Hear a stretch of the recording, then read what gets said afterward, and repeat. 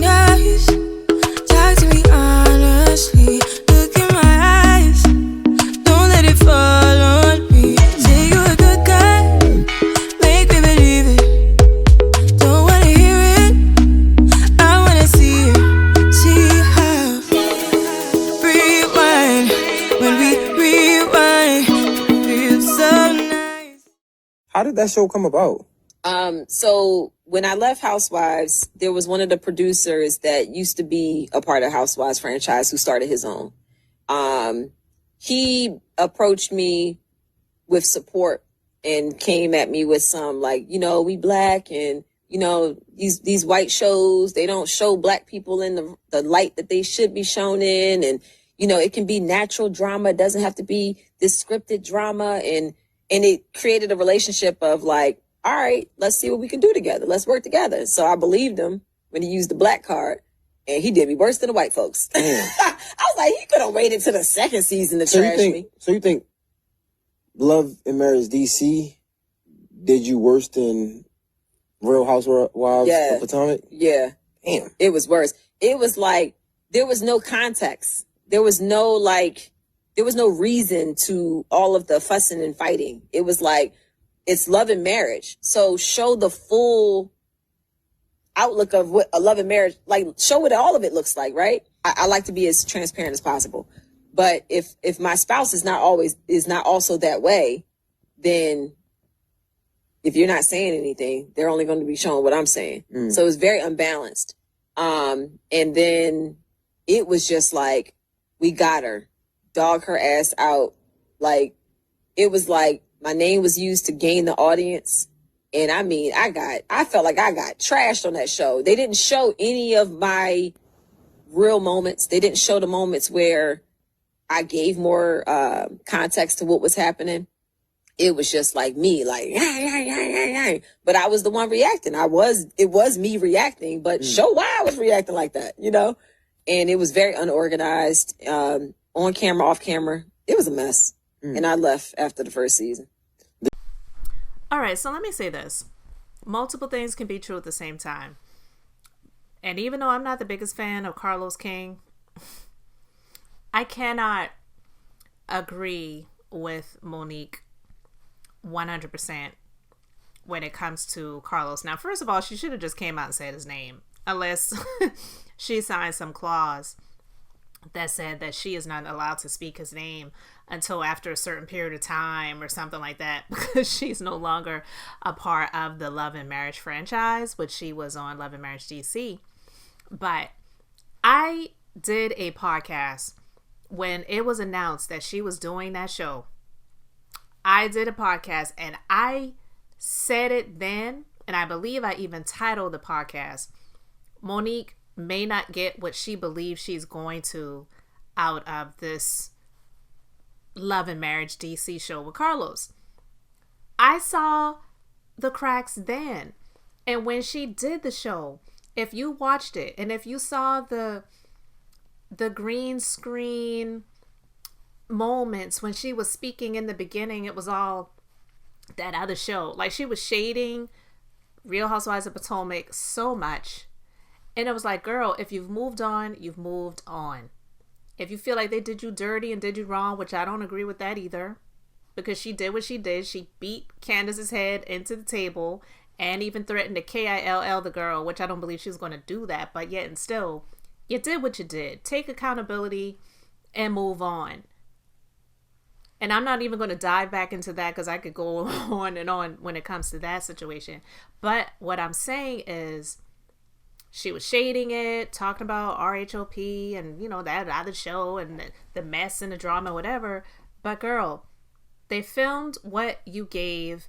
You were already in some issues with your now ex-husband, Chris, and they showed it. Now, yeah, some stuff was probably edited out and they didn't show everything. But I really feel like she's pissed because she felt like Carlos was her homegirl. And yeah, I'm saying homegirl. She felt like Carlos was her homegirl and her homegirl did her dirty. But as messy as Carlos is, this is a business. And yeah, he was going to use the black card to pull you in. Because let's be clear, the Bravo franchise is definitely whitewashed, 100%.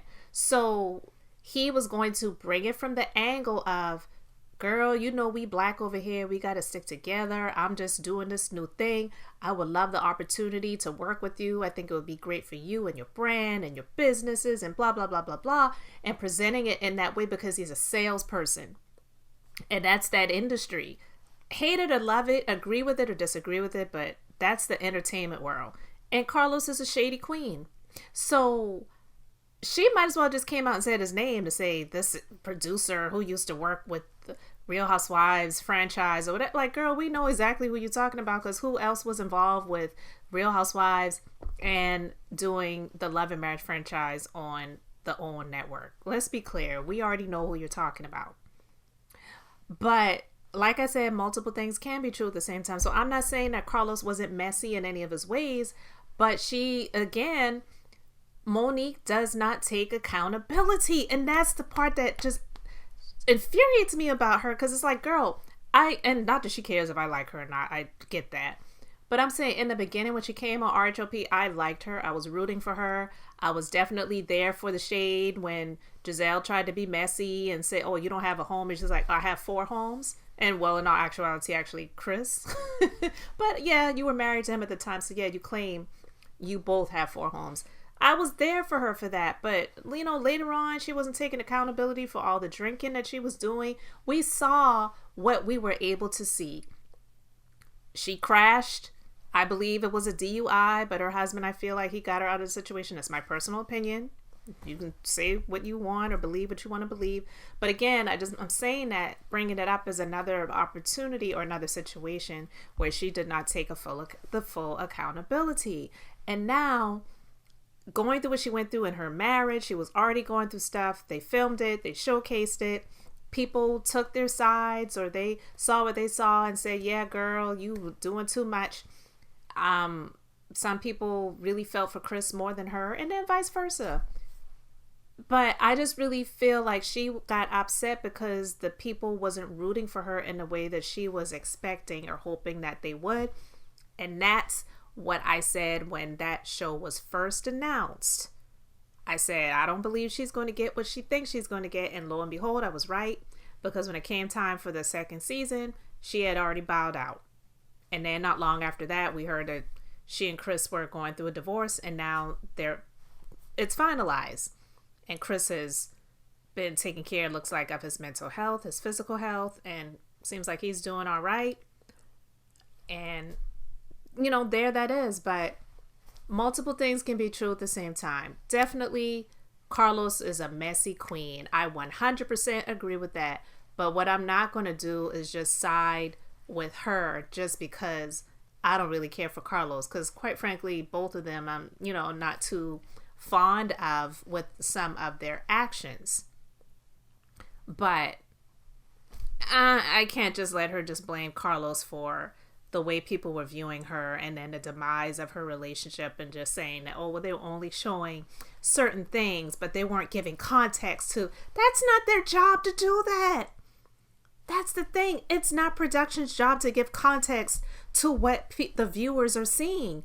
In all actuality, that's your job to do that. Let's be clear.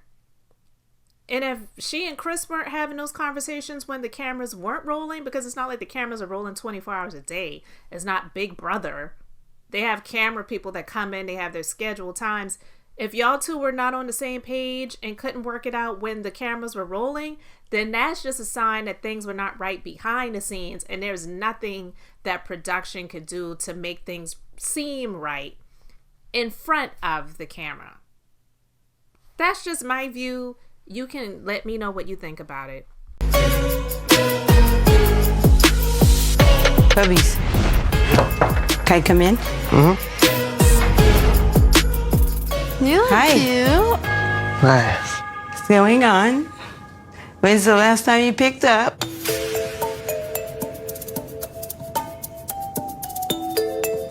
Probably like an hour ago. Oh, you straightened up an hour ago? Yeah, just recently. Oh. And did you drink out of that bottle an hour ago? Yeah. Yeah.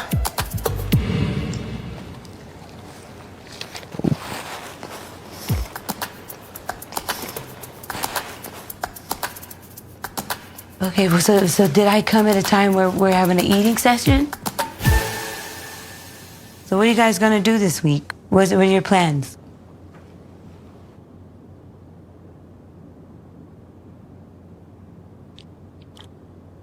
I don't know, to be honest.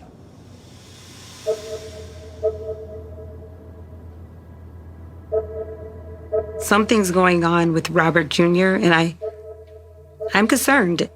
He's typically like very ambitious, but lately he's just not. He's not doing anything. You gotta get dressed, get up, get a shower, brush your teeth, go somewhere. You gonna comb your hair? I combed it a little bit.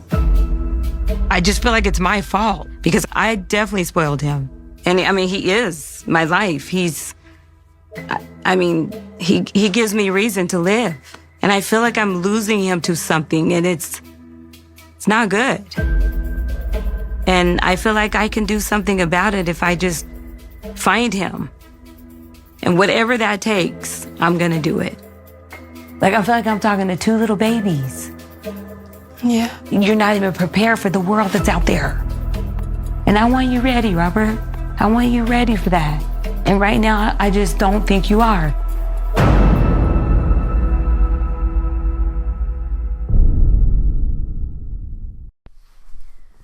All right. If you guys are watching The Real Housewives of Salt Lake City, I have been watching it. I'm a few episodes behind. I know I don't talk about the show much, but I just have to put this out there. What in the world is up with Mary Cosby? I have so many thoughts, but I really want to know what you guys think about Mary and just the entire situation, not just the son and the fact that he got married and she didn't know about it. She found out after the fact, and then she found out that he was using and had to go to rehab and all this other stuff. Like, you saw that scene, clearly he was on something. He wasn't just on sugar. But the mere fact that this woman has a church, who goes to this woman's church? And are these people allowed to watch this show? Because there's no way in the world I could be a member, a parishioner, or even a visitor of this woman's church, seeing the way that she lives, seeing how she carries on in her own household, and then you gonna come and preach to me? There ain't nothing that you could tell me. And not only that, because yeah, I hear she came from money, she was the inheritor or the heir of her grandmother's property, her grandmother's money, and also her grandmother's husband. But the stuff that I was hearing about how the people was signing over mortgages to her and the gifts that they give her and all this other stuff. And if you've seen the few clips, they didn't show many, of the people that go to her church, it really seems like the church is a cult. Those people do worship her. And then she's living like this, like it is giving cult leader. Seriously. And then to have the nerve to be doing it on a reality show where people actually see that you're living so lavishly, and the people that go to that woman's church are probably struggling. There's no way in the world. I don't care what type of Bible they're reading. They need to get some deprogramming going on, because that woman, even though it seems like she may have calmed down a little bit from the first season that she was on there ain't no way in the world I could be going to this woman's church. And then she is just honestly, she's, even though a lot of the stuff that's in her house looks ridiculous, she's living extravagantly and lavishly. And I can guarantee you that none of the people that go to her church are probably even allowed on her property. They can come to the church and give their money, but they wouldn't be allowed in that woman's home. I pretty much can guarantee that. And so to see that her son is married to a chick that looks like she's a dope head, just saying what it looks like, laying up in the bed and eating. No. Looking like they're binging after getting high all night. It's just weird. What in the world is going on? It's just something about that. I don't get it. And I've been wanting to talk about that for a minute now, but when I saw that, I just was like, it's something about Mary, and it ain't godly. But I want to know what you guys think, so you let me know in the comments. So after all these months, Kenya is finally getting to the place of saying, I'm sorry. And to me, it just feels forced. It feels like it was something that she had to do. She really didn't have a choice.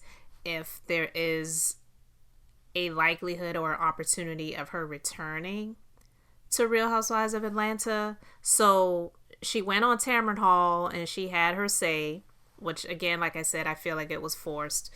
But I want to talk about it, and let's just go ahead and play these clips. Listen, in hindsight is always 50-50. If I could do it all over again, I believe the photos were very distasteful, and I elevated the situation.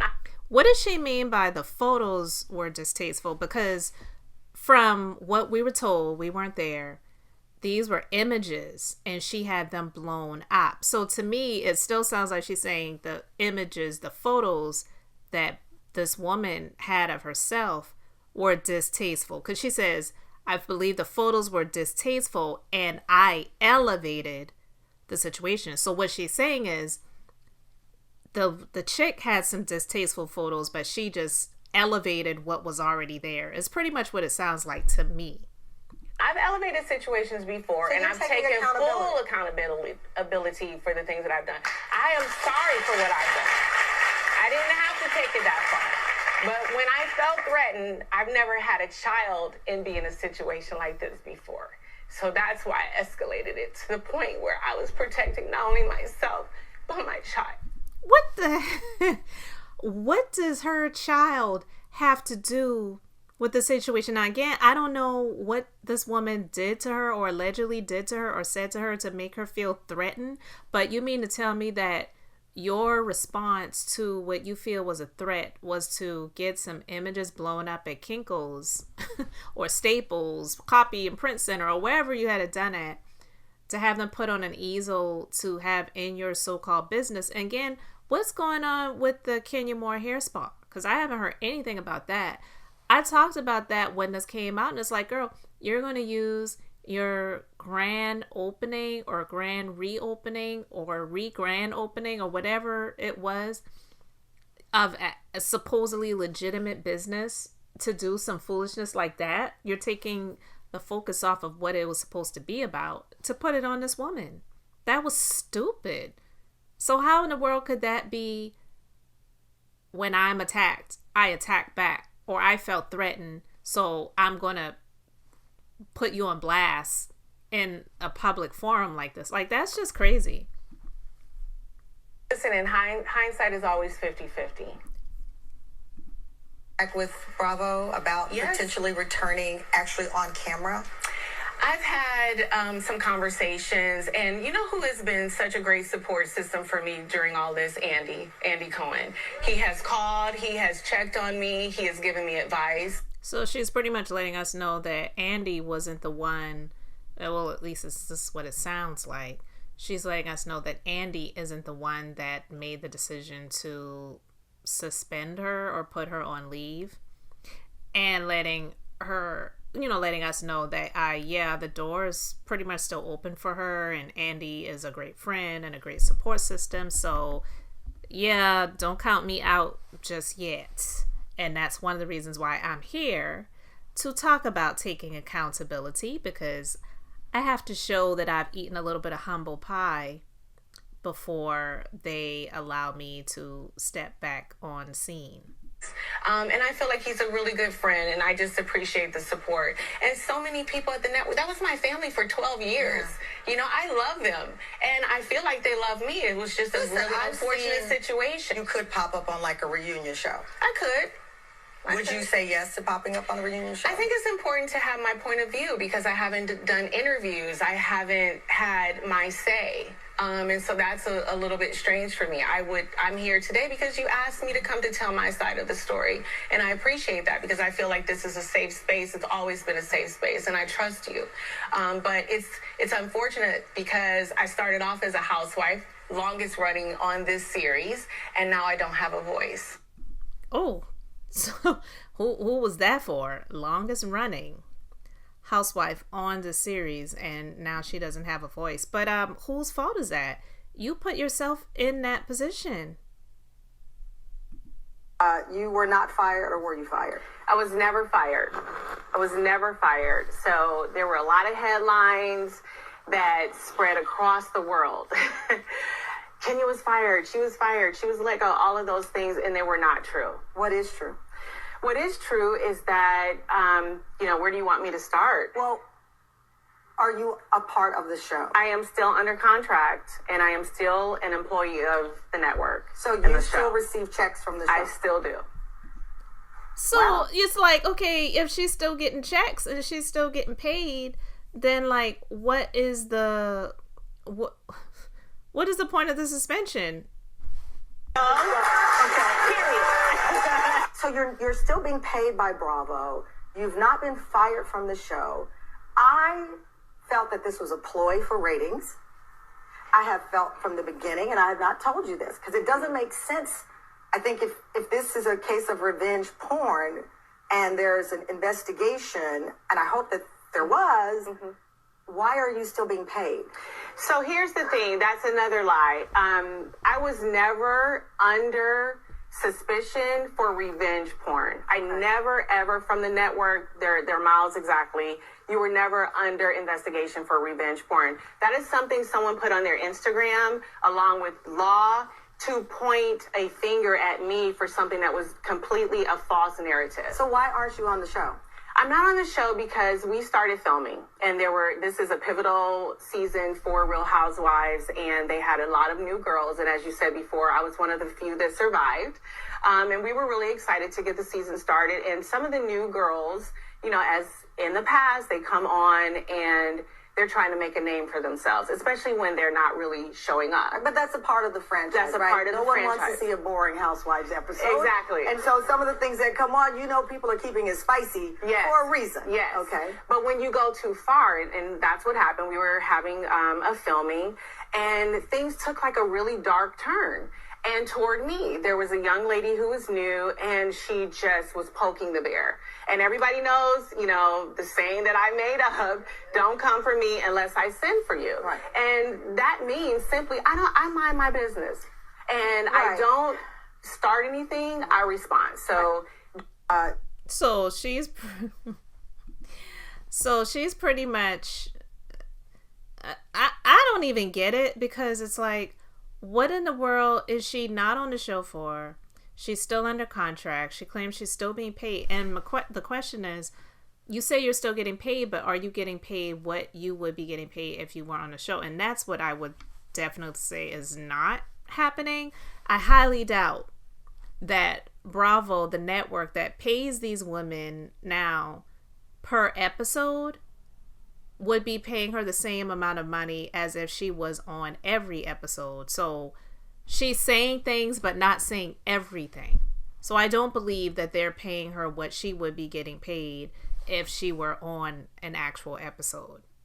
During this taping, the young lady escalated it to the point of tearing off mics, screaming all kind of obscenities at me and threatening me. I felt threatened. Right. Take me to the salon, because I'm all proud because you have a new salon. You're opening this new business. Yes. And what's going on with the new business? I really would love to know that. No one is talking about you opening your business. They are reports that you had. It overshadowed it.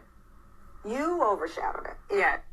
Thank you, Tamron, because she said it overshadowed it, but she chose to do that in that supposed business. This is what happened. They were saying you had these pictures of her. Yes.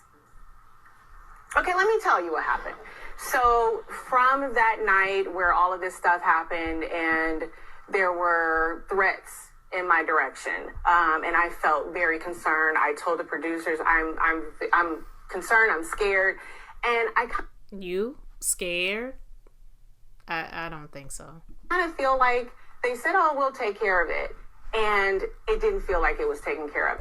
They actually made me feel like I was being like a black Karen. Like, here Kenya goes again. Nothing really happened. They were... So she's the black Karen, okay.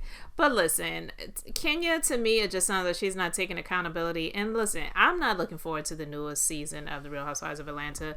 That chick that she had this situation with could be one of the worst ever in history to become a part of that franchise of The Real Housewives, honestly. But it does not excuse the fact of what she did. And to come on there to apologize but yet make excuses for what you did is not an actual apology, you know? So saying I'm sorry but because you and because she did, this is why I did it, but I'm sorry, like, it's not an actual apology. I just don't feel that she served herself well by going in and doing this and then trying to use her child as the scapegoat for what she did to say I felt threatened. And there's just no excuse. There's nothing that she could say to justify doing what she did and then trying to use her daughter as the reasoning for it. But I'm happy that she's not completely cut off. I guess she's still getting a check. How much that check is none of our business, but I really don't believe that it is what she would be getting if she were on the actual episode. So that, again, I just feel like is some BS. But, you know, get the opportunity to share your story. Go on the Tamron Hall show. She says it always felt like a safe space to her, which ironically Portia can't stand Tamron Hall because Tamron Hall called her out. And that's the one thing I'll say about Tamron. I don't watch the show. I've seen clips of things or people who've been on the show, but the few things that I have seen, she'll speak it. She'll call them out. She may not do it in a rude way. But somebody like Portia, who doesn't take accountability either and always feels like she's a victim, when Tamron was asking her legitimate questions, when she went on there just acting like, oh, life is a breeze. Me and Simon, we're in our love bubble and this is just a perfect relationship and we're going to do it up. We're going to have 15 weddings and we're going to get married and just live this vacation life forever. And when Tamron asked her, you know, specific questions, and she wanted to get mad about it and then try to call Tamron Hall out on it later. But girl, she was just asking legitimate questions. You just didn't like what the answers were going to be and you wanted to try to flip the narrative.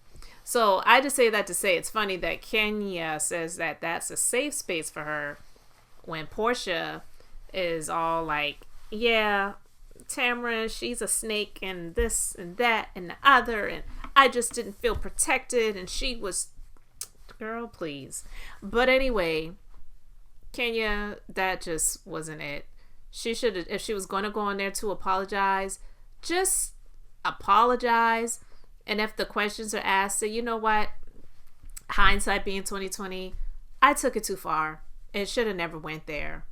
But let's talk about what I'm doing now and what's to come in the future. That's what it should have been. But I felt threatened. I have a daughter. I had to protect myself and my daughter. So I decided to get some images blown up of this woman sucking a man's schlong. And I don't know if that's what it was. I'm just saying, like, how in the world does that make you feel protected by doing something like that? There's no excuse for it. But you let me know what you think about it. Hey guys, welcome to the Being Beautifully Honest podcast and channel. Thanks for being here, being subbed. If you're not, hit the button. And if you're listening on YouTube, hit the like. It's like walking in the room and hitting that light switch. Let's brighten up the place and get into the holy mess.